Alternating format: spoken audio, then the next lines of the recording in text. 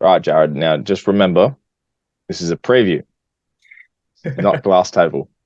I really had to lock in for this one. I am so like footy brained up right now. I can do this.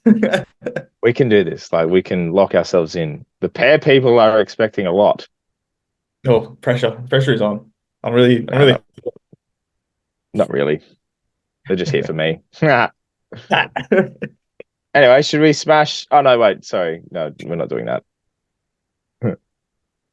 Someone just cue the damn intro.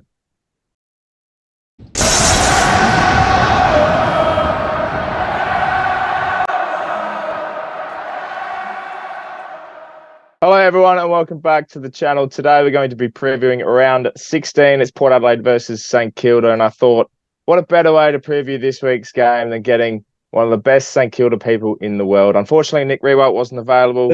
Neither was Saints TV, so I got the next best thing that I know, and that's Jarryd Thomas from the Glass Table. JT, welcome.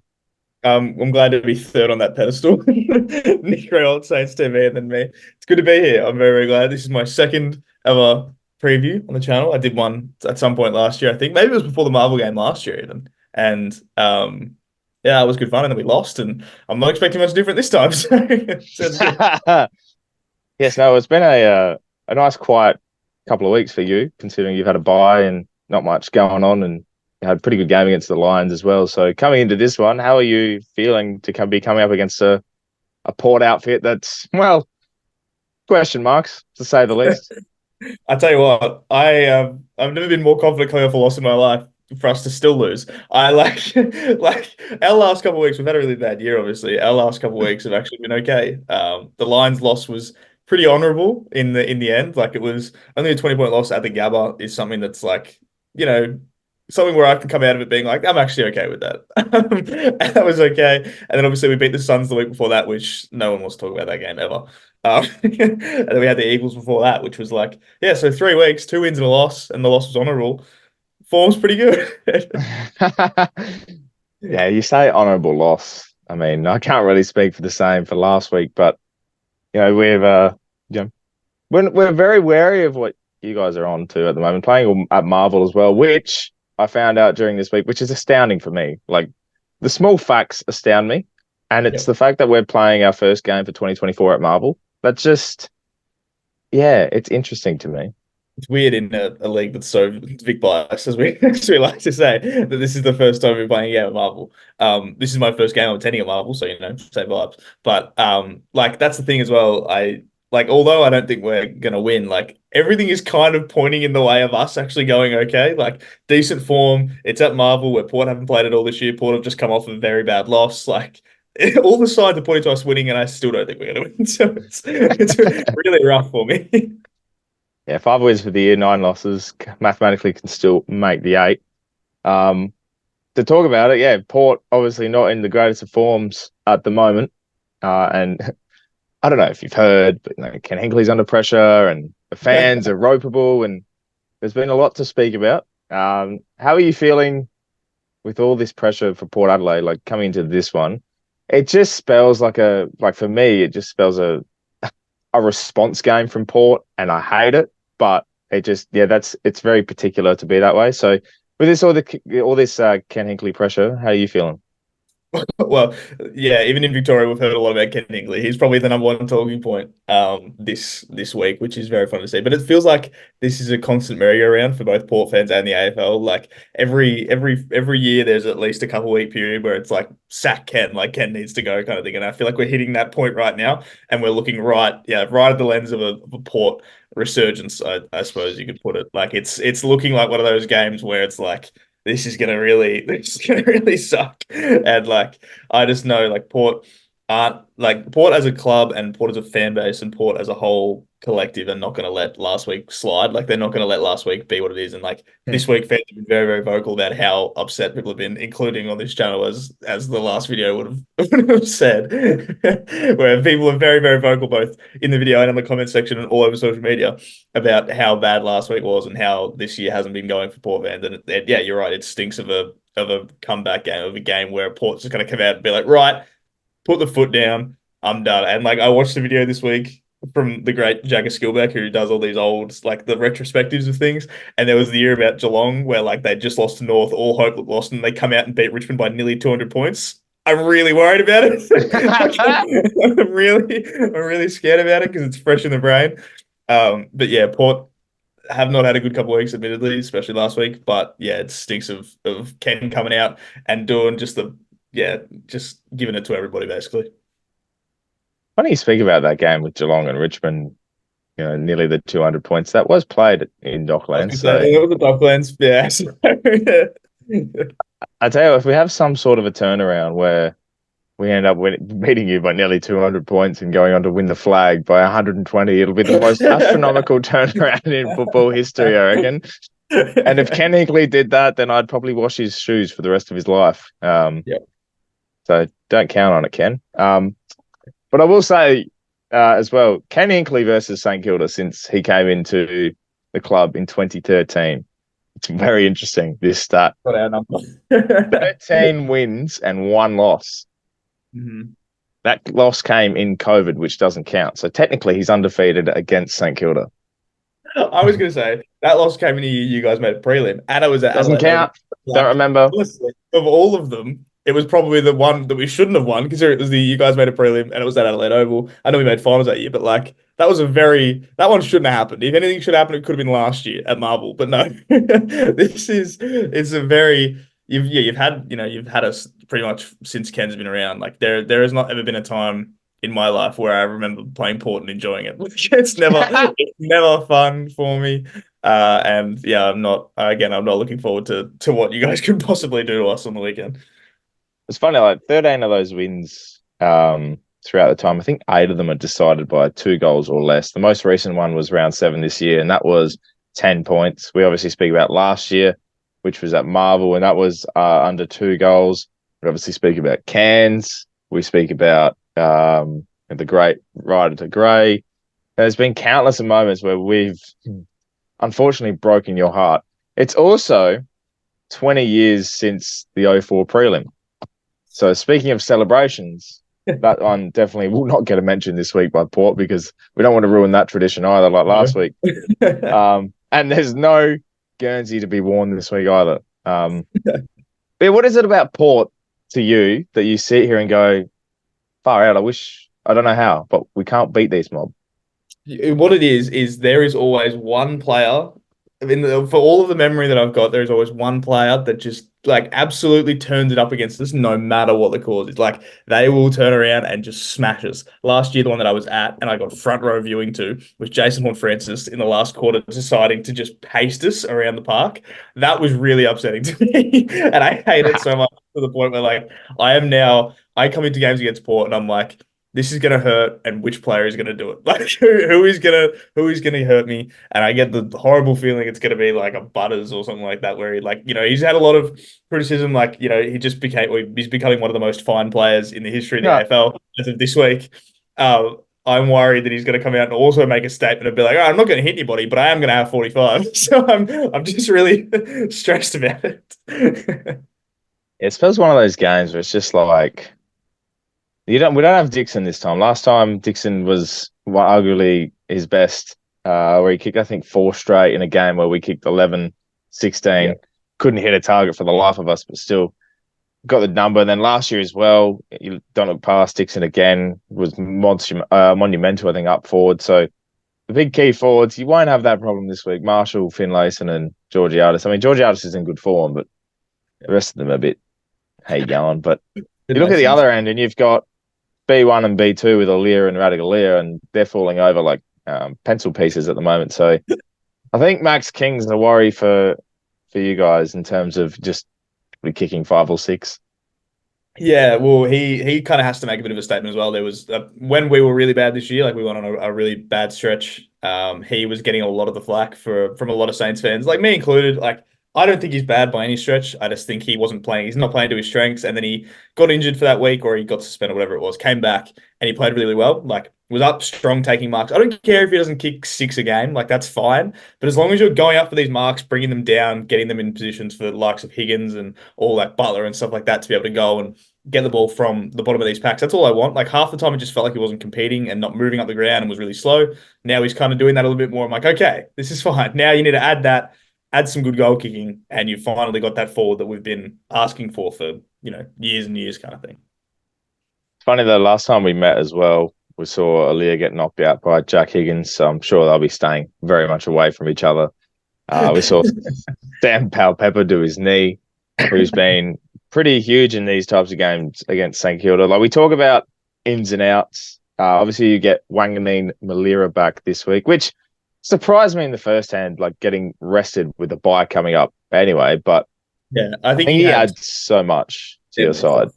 Yeah, I think he had some family stuff before it, which kind of like meant that it was like, because it's before the bye, he kind of got that 2 week period to reset, which I think was kind of the point behind it, which I don't mind, giving him an extra bit of time. But yeah, he comes back in, and our side is very, very different to how it is now. Like, he adds so much outside run. Him and Bradley Hill link up better than so many other players in our team. Like, when like our whole game relies on counter attack and defending really well and then counter attacking with our fast wingers. And when Naz isn't there, that cuts off a whole speed factor that we need desperately, and a good kick. Like, we have not a lot of good kicks in our team, and he's kind of the guy.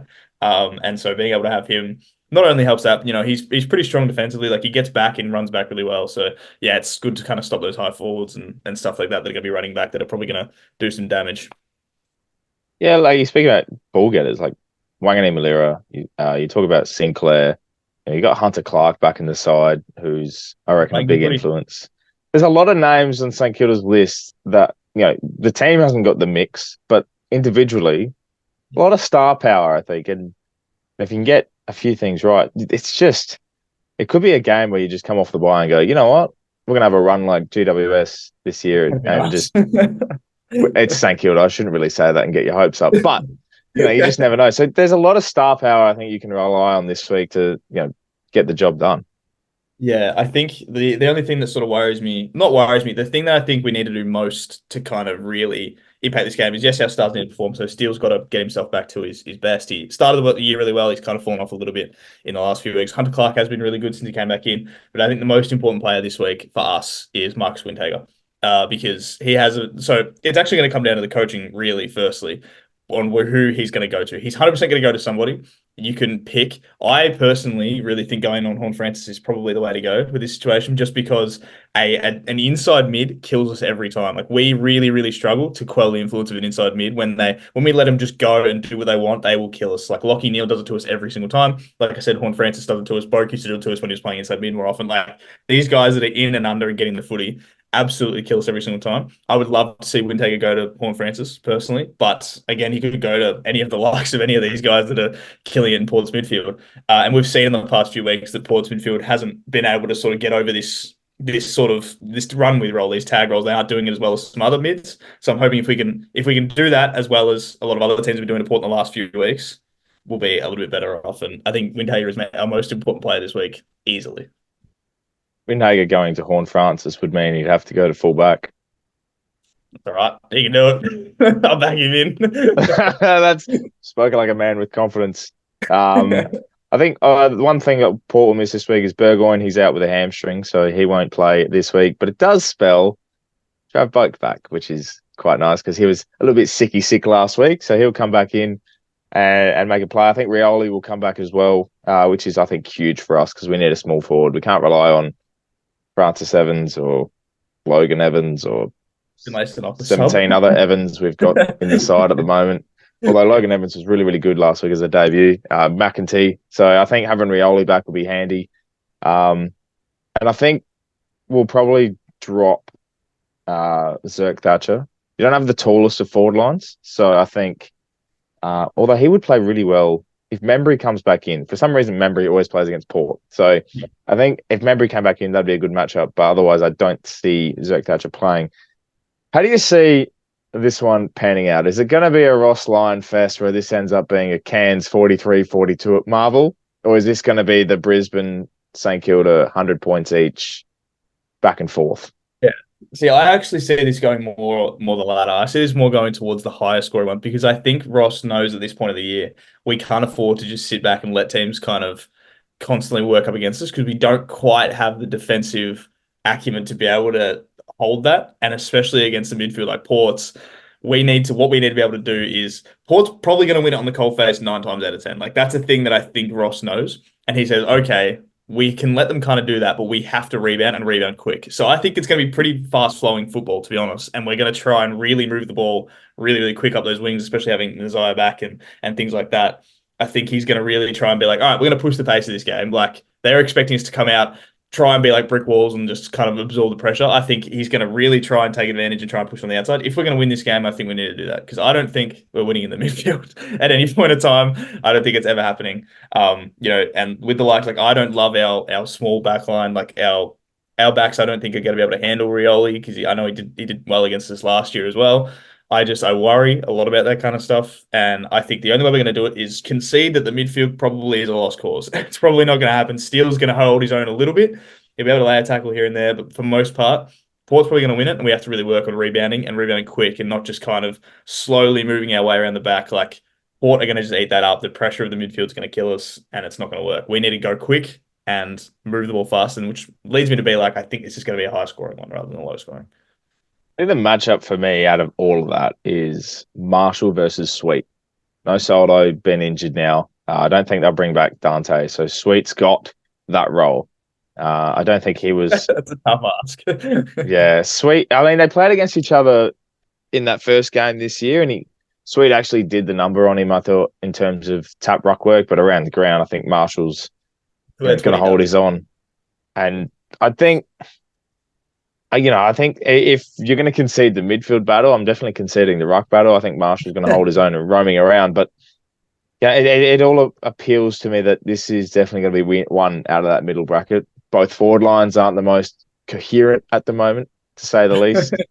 I think the damage will be done through there. So if you're having goal kicking midfielders, I think that's what's going to be the difference in this game. And it is at Marvel, so it's going to be fast paced. It always is at Marvel if you get the game going, unless you're St Kilda Gold Coast a couple of weeks back. But yeah, it does spell that, and it just spells to me an 11 goal 18 performance by Port. Yeah. It's the thing is, you'd think under a roof and no, like, it's not wet, like there's no rain, you'd think people would kick straight. It never seems to be that way. We always Saints kick 2 goals 7 at Marvel more than I would like to ever admit.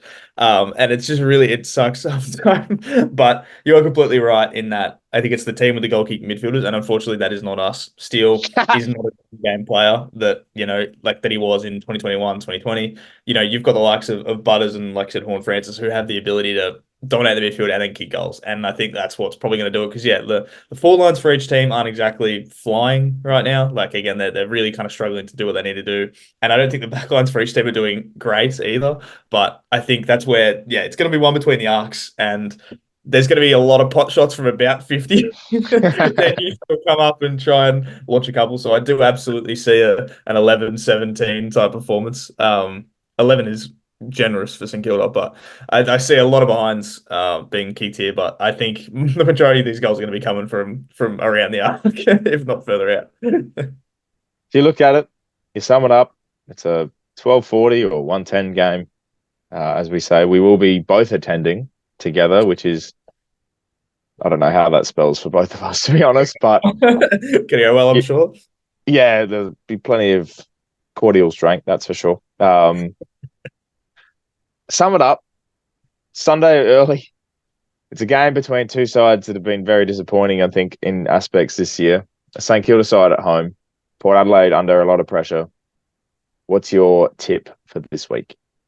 I make a lot of jokes that like Port's gonna smash us. I do think Port Adelaide's gonna win, but I think we're gonna put in enough of a performance at least early, like first half. I think we're gonna put in enough of a struggle to kind of make it a bit of a contest, and then I think eventually the class of the midfield of Port's gonna eventually run away with that. I'm gonna go with Port by 19 points. I think that's just a safe bet on the outside of, I don't think we're going to get smashed. I think we're going to hold it for as well as we can. And then about either last quarter or sometime in that second half, there'll be a couple goals that'll just kind of knock us down a little bit, and that'll probably get it. And then you'll kind of just hold us away for the rest. I'm going to go Port by 19.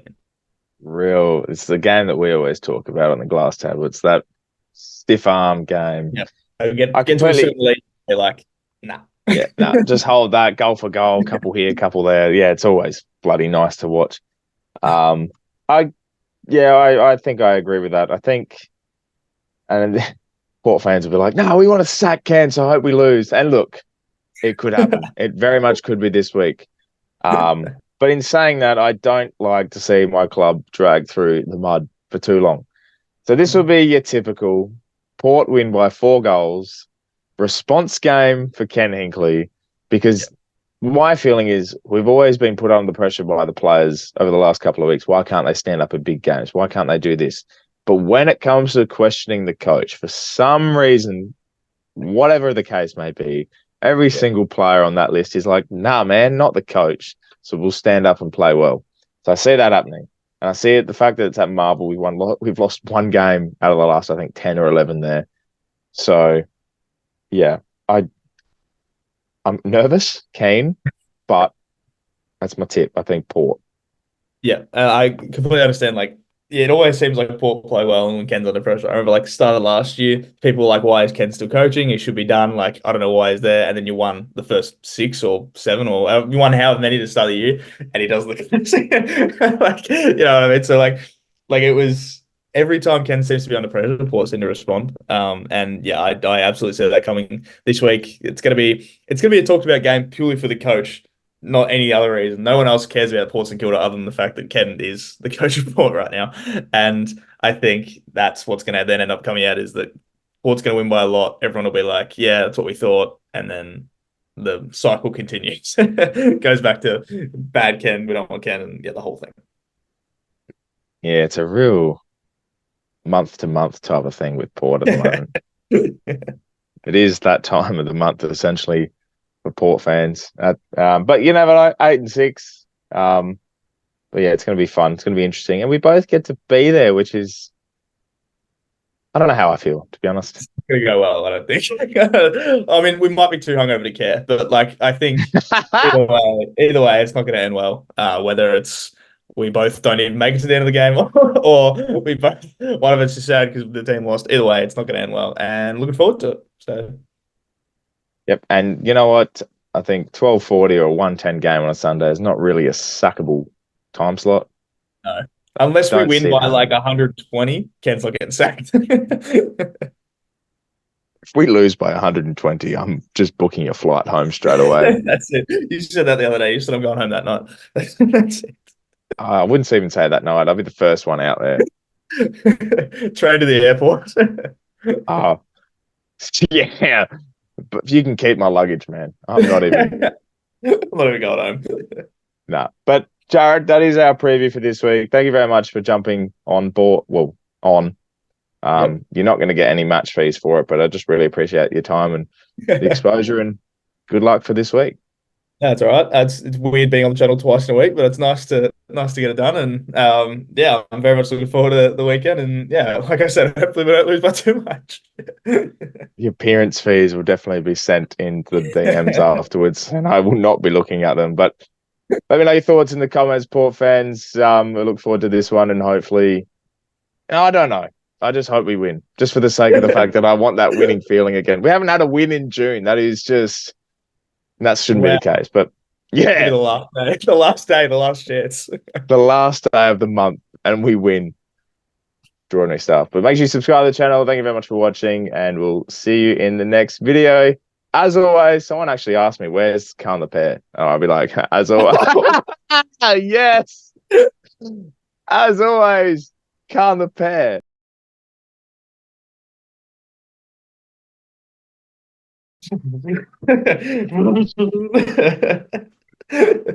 Power.